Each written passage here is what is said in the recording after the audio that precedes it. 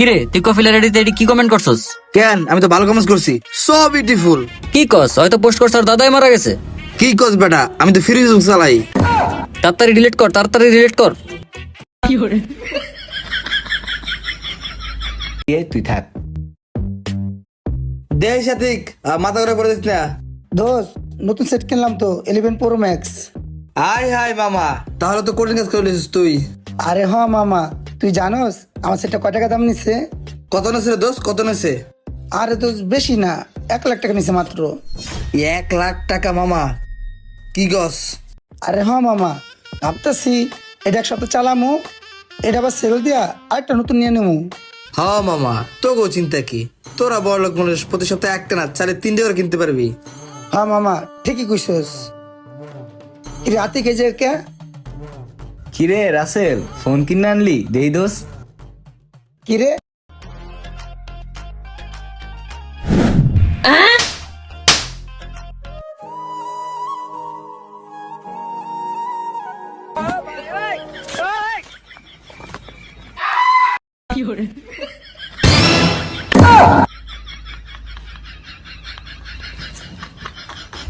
হয়েছে কিছু খাবি নাকি? খাওয়াবি তুই? আমারে আপাতত এক কাপ চা খাওয়াই লইব। চল চা খাই। আই তাহলে। আচ্ছা চল। এখন একটু শরীরটা ভালো লাগতেছে বুঝছস, চাটা খাওয়ার পরে। তুই বেটা নিজের তো যত্ন নে, দিন দিন তো কাউ পাইতেছস, ঠিক মতো খাওয়া করছ না। আর খাওয়া দাওয়া বেটা, কাম করেই কুল পাই না। তার মধ্যে আজকে কি হয়েছে জানোস?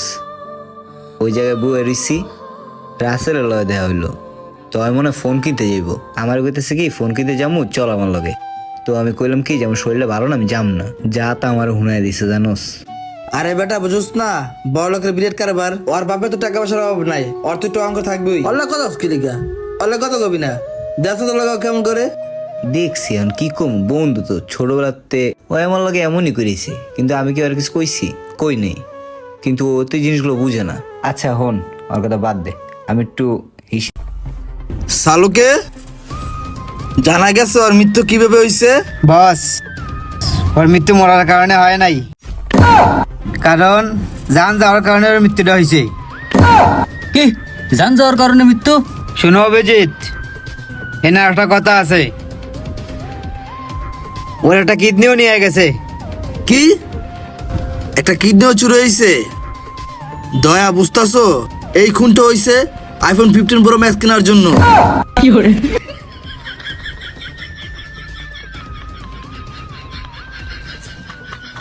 আমার লগে চল যাই। না রে দোষ, যামু না, শরীরটা ভালো লাগতেছে না।